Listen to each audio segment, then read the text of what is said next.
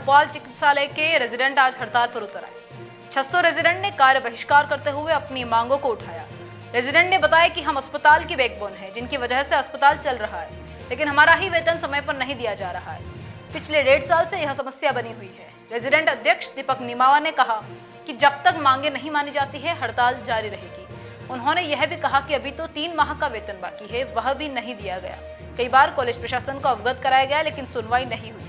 मजबूरी में हड़ताल पर उतरना पड़ा। इधर रेजिडेंट की हड़ताल के बाद हॉस्पिटल में व्यवस्था चरमरा गई है। कई मरीज परेशान हो रहे हैं और लंबी कतारें लगी हुई है।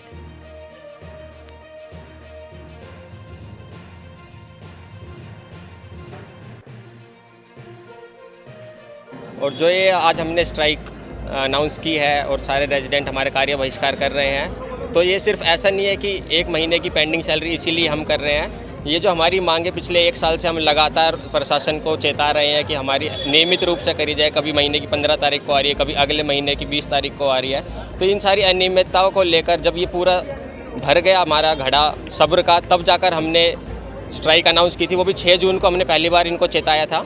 उसके बाद उन्होंने कोई इसके ऊपर कार्रवाई नहीं की। उसके बाद हमने दोबारा से 19 जुलाई को भी इनको लिखित रूप में दिया। उसके बाद भी मिला हमें सिर्फ आश्वासन। और जब हमारा सब्र का घड़ा भर गया, उसके बाद हमने मजबूर होकर ये फैसला लिया। पिछले करीब 1.5 साल से आर.एन.टी मेडिकल कॉलेज में जो रेजिडेंट्स हैं, सीनियर रेजिडेंट हैं, एसआर हैं, तो इनका स्टाइपेंड या वेतन जो है वो नियमित रूप से उसका भुगतान नहीं हो रहा है। तो इस वजह से हम काफ़ी महीनों से कॉलेज प्रशासन से निरंतर लिखित में और मौखिक रूप से अवगत करा रहे हैं। उनके आश्वासन पे हमने पिछली 6 जून को भी स्ट्राइक पे जाने का हमारा डिसाइड हुआ था। तो उनके आश्वासन के बाद में हमने उसको विड्रॉ कर लिया था। उसके बाद 19 जुलाई को हम सर से मिले थे, तो उन्होंने 28 तारीख तक, इस महीने के अंत तक हमारा स्टाइपेंड आ जाने की बात कही थी। वो भी हमारा जून का बाकी है। जो रेजिडेंट है, सीनियर रेजिडेंट जो सुपर स्पेशलिटी के DM MCH हैं, उनका 3 महीने का बकाया है। SR का करीब 3 महीने का बकाया है।